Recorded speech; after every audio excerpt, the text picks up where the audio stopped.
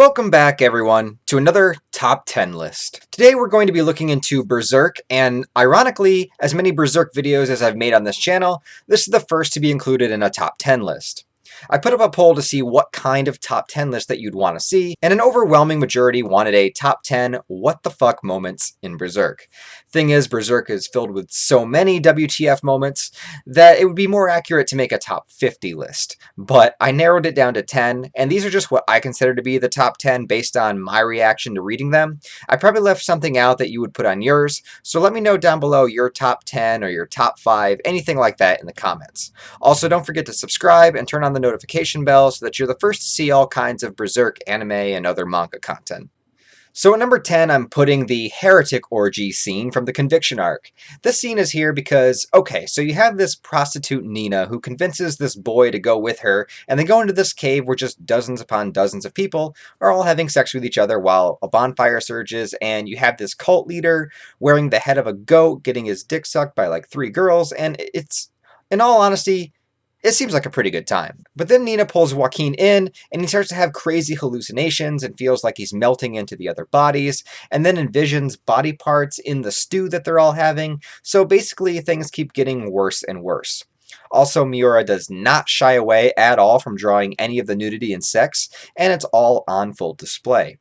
Oh, and it culminates with, in order for Joaquin to be accepted into this group, he has to kiss the member of the goat head guy, which is envisioned as a snake. Yeah, and this is only number 10 on the list. At number 9, I have the scene where the Midland King had just found out that Griffith was sleeping with Charlotte, taking her virginity, so he sentences him to the dungeon. But what we find out is the real reason that the king was so distraught by this is that he had an incestual attraction to his own daughter, and he was deliberately keeping her away from men, hopefully to one day have a shot at her himself.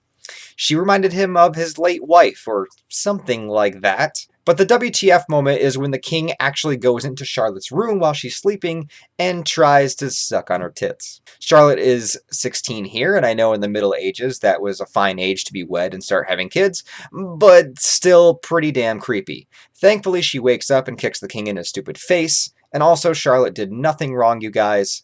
Nothing wrong. At number 8, I'm just going to call this Adult Attack. And any Berserk fan knows what I'm referring to when I say that. Yeah, so Rosine's pseudo-apostles, these tiny bug-like demons that were created from children, play games with each other in which they act out what adults do.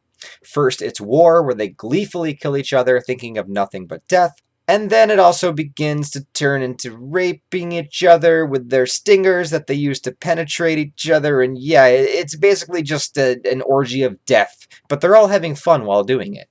Number 7 is going to be the horse. Bad horse, bad horse, bad horse, he's bad. You're saddled up, there's no recourse. It's Hi-Yo Silver, sign bad horse.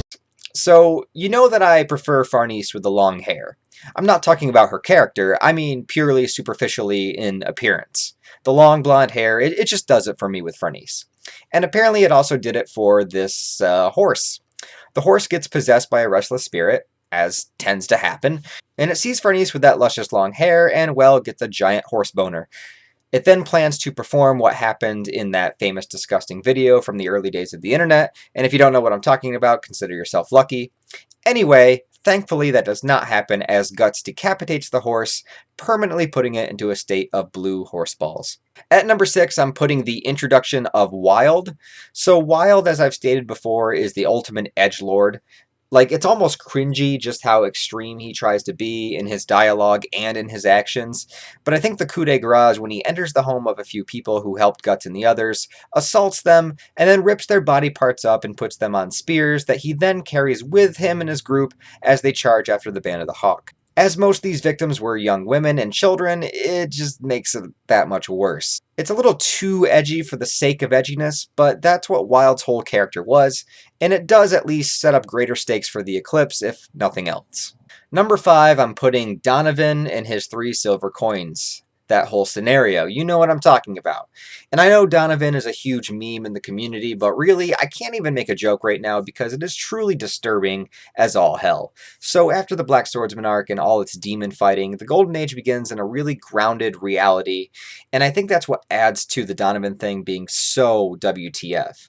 He buys Child Guts for a night and has his way. This leads to an incredible amount of trauma in Guts' character that he carries into adulthood, and it still haunts him just as much as the nightly demons do. My number 4 WTF moment is going to be the Troll Den.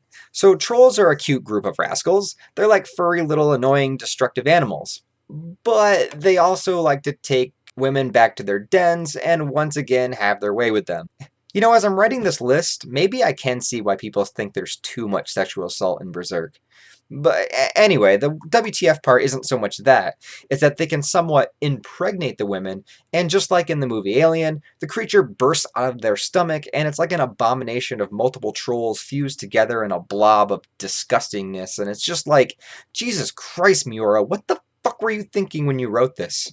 Number 3 is the man-made Bailet, or as I like to call it, the Daka machine.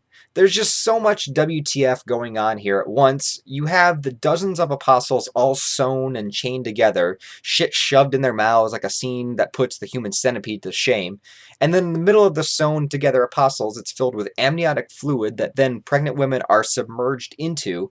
And due to the evil of the apostles, the fetus inside her is corrupted, causing a similar scenario with the trolls as the baby just bursts out and it becomes a creature that's called a Daka. And as it rips its way out of its mother, the Daka is then like pooped out of the Bailet and then captured and then thrown into a cage in which to be trained for battle. So seriously, Miura, what the fuck? Number 2 on my WTF list might not be as elaborate as those last two, but in terms of story and plot, it was a huge shock and WTF moment. It's when Guts briefly succumbs to the Beast of Darkness and forces a kiss on Casca and then bites one of her breasts. It's just something we would never expect to happen from Guts, knowing Guts' value and love of Casca. And we know from the very start of the manga that Guts is filled with darkness and rage due to many situations of intense trauma. His Beast of Darkness, which is him, it's the dark side of his mind that tells him that Casca is too much of a pain to keep around, that he should just kill her off because he'd be better off that way. After trying to keep Casca safe and after she lost her sanity, he just couldn't take the frustration, and in a moment of weakness, he snapped and briefly assaulted her. He stopped himself and pulled himself away, but it was a shock to read because Guts had never let it go that far with somebody that he cared for. It showed us that even though he wasn't leaving her behind this time, it didn't mean that he was cured of his darkness, and it continues to plague him, especially that event, all the way until the current chapters of the manga. And my number 1 WTF moment, you already know what it is. I don't even need to say it. Yes, it's the eclipse and Femto assaulting Casca and Guts forced to watch. When I first watched this scene in the anime, I was so in awe and disgust of what was happening that I couldn't even move. Griffith sacrificing the entire band of the Hawk to be devoured by demons was one thing. It was horrifying seeing characters you came to love get graphically eaten alive, but then it's like, okay, Griffith sacrificed them for greater power. At least that's over. But oh no, it's not over.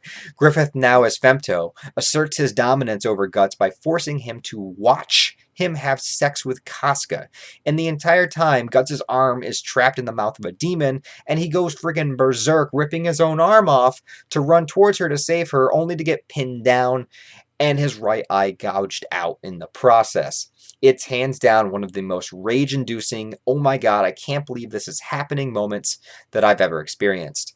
I still haven't recovered from it, in all honesty, and as you can imagine, after that event, Guts would never be the same again. So there you have it, guys. Those are my top 10 WTF moments in all of Berserk. I know there's plenty more that could be on this list as well, but I had to limit it down to 10.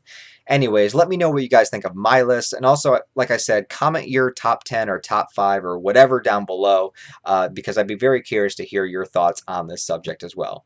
Also, give this video a like, subscribe if you'd like to stick around, and I will talk to you guys in the next video.